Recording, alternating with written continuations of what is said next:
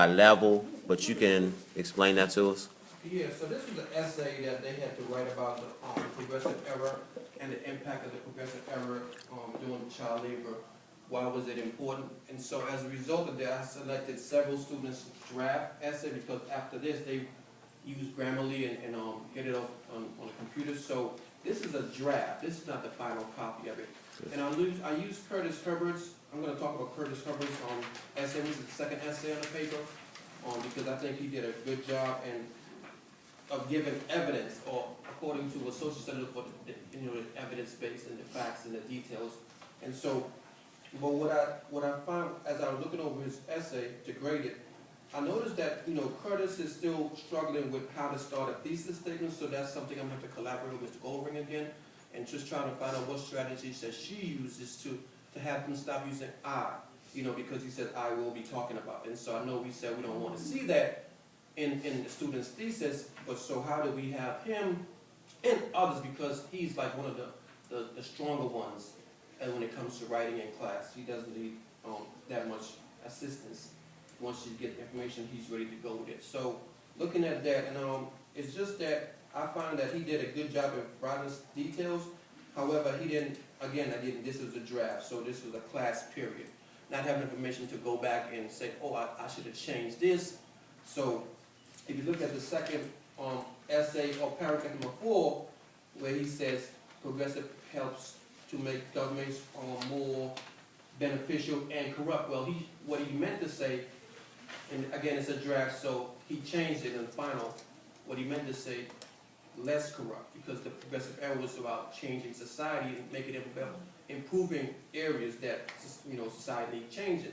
So overall, I think he did a good job of explaining his points that he's going to talk about. He was going to talk about in his thesis. It's very clear in the evidence about the different areas of assistance, or he talked about in his thesis.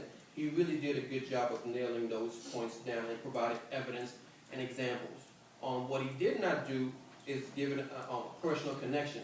Now I know in the literacy test, the students had to use one format. You could provide evidence, examples, or from a personal experience. And so he didn't make it personalized.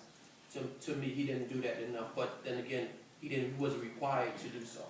He could either put evidence, he did that, and he gave us some examples and some evidence. So that wasn't a real need for it. But as we progress into the evidence-based writing, how do you make the connection to real world is what I want to see them start to do, and be that analytical thinking and being able to make the connection to real world conversations or real world happenings that's happening in the real world today. Because if not, then what we do in the class is for naught. So that's basically it from my perspective. Any other questions, scholars, rock stars, universe? So did you have any other graphic organized, or you just, how did you chunk this, or how did you, break the essay down? Yeah. So breaking the essay down, we use 4 documents, and each document hit a certain topic. Okay. So as far as graphic organizer, I think that, what I don't want to do, I didn't want to introduce another graphic organizer. I thought that in my mind, my thinking of giving these essays, right? I know Ms. Goring is using this format, this template, right? Mm-hmm. And it works. I got So you. I used that prior knowledge, and I knew Miss Spence, she's using similar graphic organizer. So I don't want to introduce another when the kids like, oh, what I gotta do. So I try to find something that they all can have a connection to or familiarity with. And I think that's something we need to do more of here, is find those things that work for us and use it universal across the curriculum, so that every child sees this at some point. They can say, oh, okay, I know how to do this.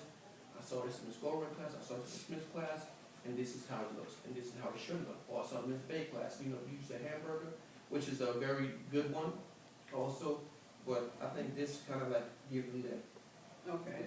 This looks more scholarly to me. But with some of the students, I know they see it and they just. Right, yeah. So, but no, okay.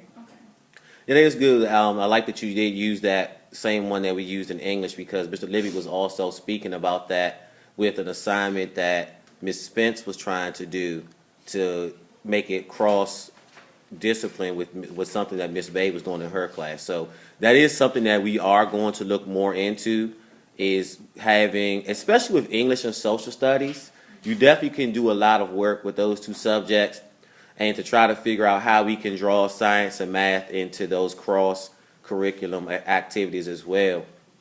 Did you find how was their grammar when you were doing that? Did you have to spend a lot of time doing grammar with any of them, or He said he used Grammarly. Yeah, so, what is Grammarly? I haven't It used does that. the corrections, it tells you what to correct. right. So I struggle with that because as a social study teacher, right, I was always taught that you look for certain things, right?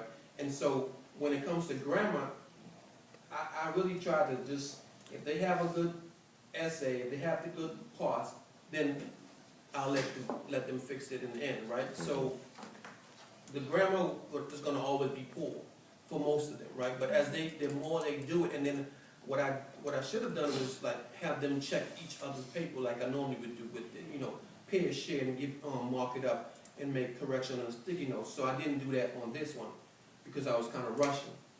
So next steps, in the next one, I will have them take the document, their draft, and exchange with their partner just to see, can they improve their essay even more? I think that would be a great idea. You know, That way because- some people can see what a Right. good essay looks like. But then, what I also found with that, with doing that sharing, some students get tricky and you see the same language on the other person's paper. And now, maybe that's something that we have to deal with moving forward as, okay, we know this person copied, so now that he know how it should sound like, what's the next assignment gonna be for him? You know what I mean? Like kind of isolate, individualize that person's essay because you know they clearly copied from the read aloud or the sharing of the information. But I just think even by them copying, they still took in something that internalized because you just can't copy without reading what you're copying. So as small as it may seem, I think it's even more beneficial for a person to be able to see it. But how do you grade it? Like give that person a full weight when you know they copied.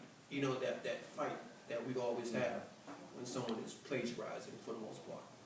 But what I see too in your analysis of your instructional strategies is you have the efficacy to say, okay, this worked, this did not work, they got something from this, I'll change this for the next time. And that's what we all should be doing. That's in that FFT. Which part is that, Ms. Polly, when they're talking about the reflecting on teaching? I want to say it's 4. Four. Yeah, and that 4, whatever the letter is in FFT. You said 4E? That's what I want to say, but I'm not going to, don't quote me on that. Right. So we try to make sure everything we're doing data wise some kind of way ties into FFT, especially for people who are on cycle. And this is one of the things that we all have to practice on is making sure that we are reflecting constantly on instruction. So that was definitely, I like that commentary you gave, Mr. Smith, on reflecting how the students are either are or are not successful.